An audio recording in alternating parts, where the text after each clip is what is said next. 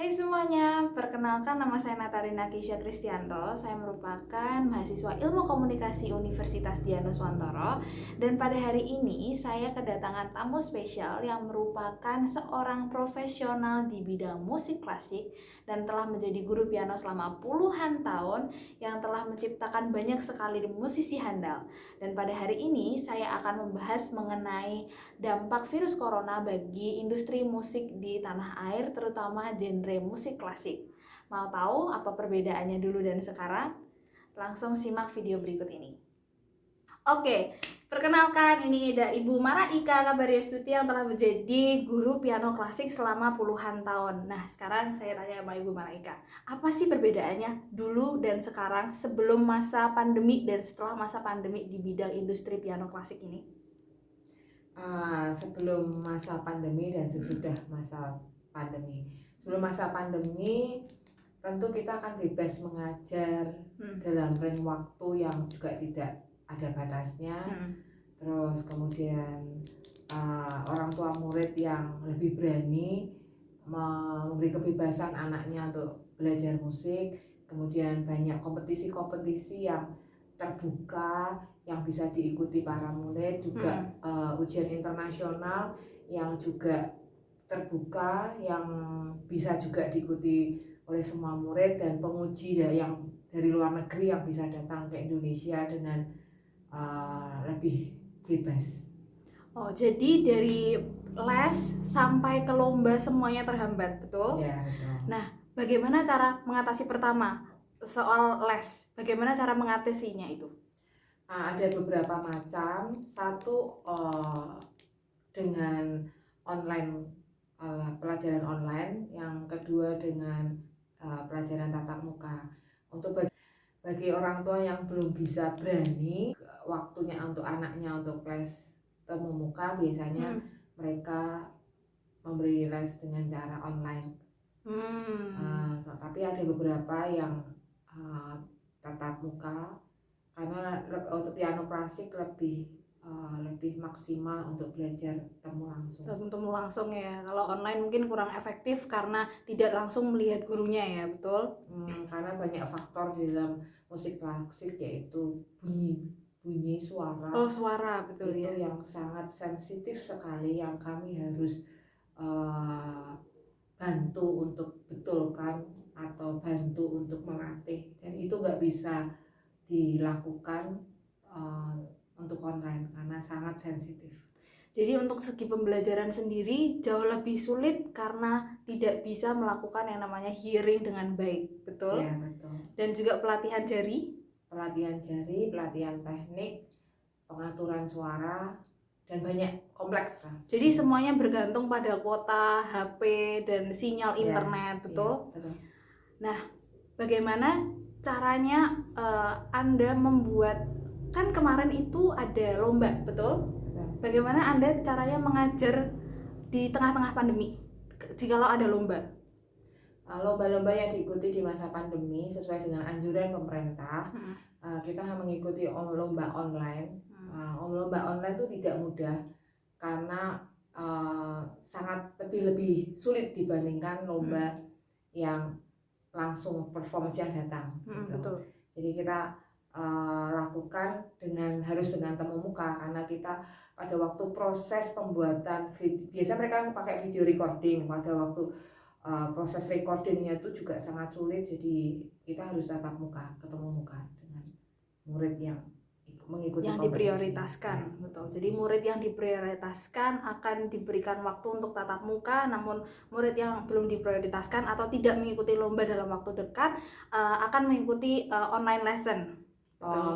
Tidak semua. Tidak semuanya. Hanya murid yang orang tuanya tidak mengizinkan itu online lesson. Ya. Pada masa pandemi ini, dunia industri musik pastinya sepi. Namun bagaimana industri musik klasik bisa tetap berjalan dan tetap bersinar? Ya, ucap syukur karena pada kondisi ini kami tetap berjalan. Bahkan beberapa target kompetisi dan ujian piano tetap kami lakukan, walaupun dengan cara yang berbeda dengan sebelum masa pandemi. Menjaga kualitas itu adalah prinsip kami yang kami lakukan kualitas untuk bermain musik klasik dengan standar yang bagus itu dari awal sebelum pandemi selalu kami tanamkan, sehingga pada masa pandemi kita tetap bisa eksis karena kualitas kami selalu terjaga. Jadi para orang tua murid, para murid percaya pada kami, sehingga pada masa ini mereka tetap mempercayakan sekolah musik kami untuk belajar di tempat kami. Nah, bagaimana cara meyakinkan orang tua murid untuk tetap belajar di sekolah musik Anda?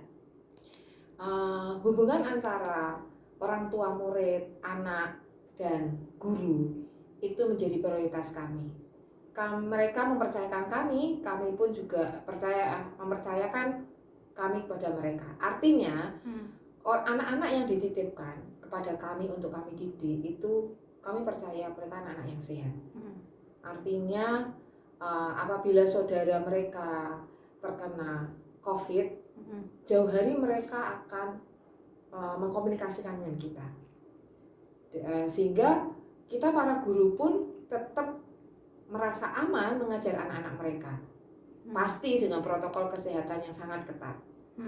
Kemudian dari kita, saya pun tetap menjaga kepercayaan orang tua yang diberikan saya dengan menjaga pola hidup saya dengan baik. Misalnya saya pulang mau mengajar, tentu saya akan dari rumah langsung ke tempat mengajar. Saya nggak akan mampir-mampir ke swalayan, ke mana-mana baru tempat mengajar.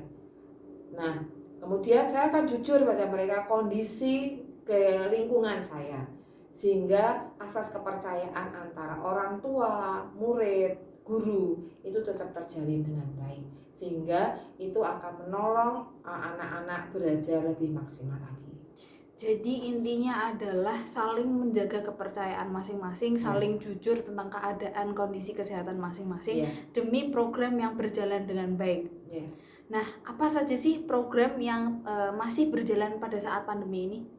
Ada beberapa kompetisi internasional yang kami ikuti, kemudian ada juga ujian yang berbasis internasional yang sedang kami